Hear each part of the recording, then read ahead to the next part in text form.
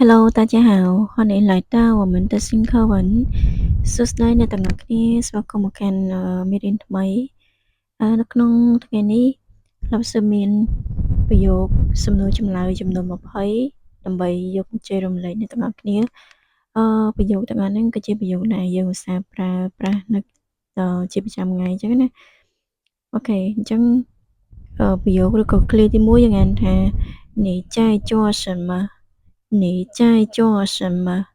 តើអ្នកកំពុងធ្វើអ្វី你在做什么អញ្ចឹងឃ្លាហ្នឹងគេសួរថាឥឡូវហ្នឹងយើងកំពុងតែធ្វើអ្វី我在吃饭我在吃饭ខ្ញុំកំពុងញ៉ាំបាយ你是哪国人你是哪国人តើអ្នកជាជនជាតិអ្វី我是柬埔寨人我是柬埔寨人ខ្ញុំគឺជាជនជាតិខ្មែរ洗手间在哪里洗手间在哪里តើបន្ទប់ទឹកនៅឯណាដែរ在那边在那边នៅទីនោះ这个多少钱这个多少钱这个多少钱តើមួយនេះមានតម្លៃប៉ុន្មានឬក៏តើមួយនេះថ្លៃប៉ុន្មានដែរ这个10块钱这个10块钱10块ហ្នឹងមានន័យថា10យួនណា10យួនហ្នឹងគឺលុយចិនអញ្ចឹង这个10块钱គឺមានន័យថា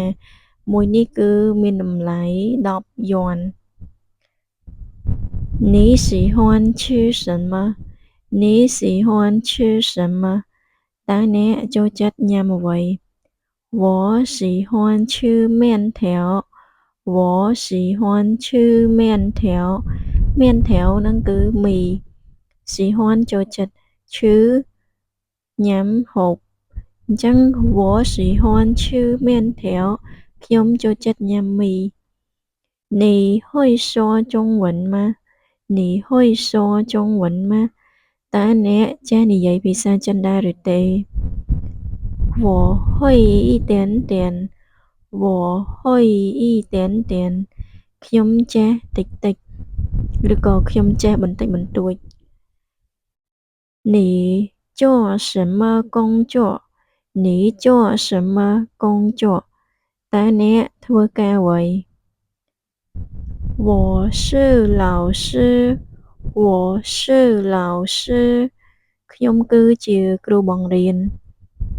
你在哪里工作你在哪里工作តើអ្នកធ្វើការនៅឯណា我在学校工作我在学校工作ខ្ញុំធ្វើការនៅសាលារៀន今天天气怎么样今天天气怎么样តើអាកាសធាតុនៅក្នុងថ្ងៃហ្នឹងយ៉ាងម៉េចដែរ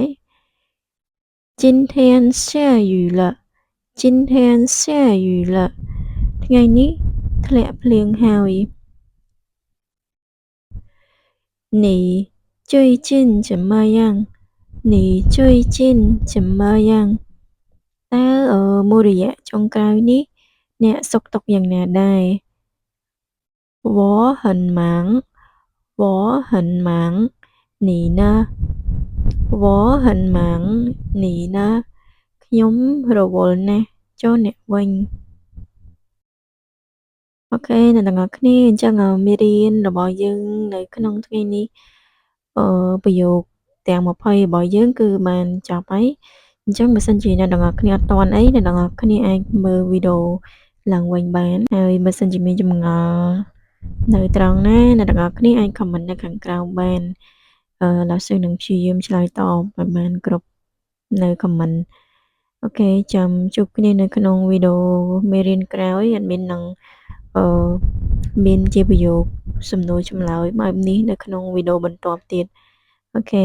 អរគុណសម្រាប់ការតាមដានវីដេអូនេះរហូតដល់ចប់បាយបាយ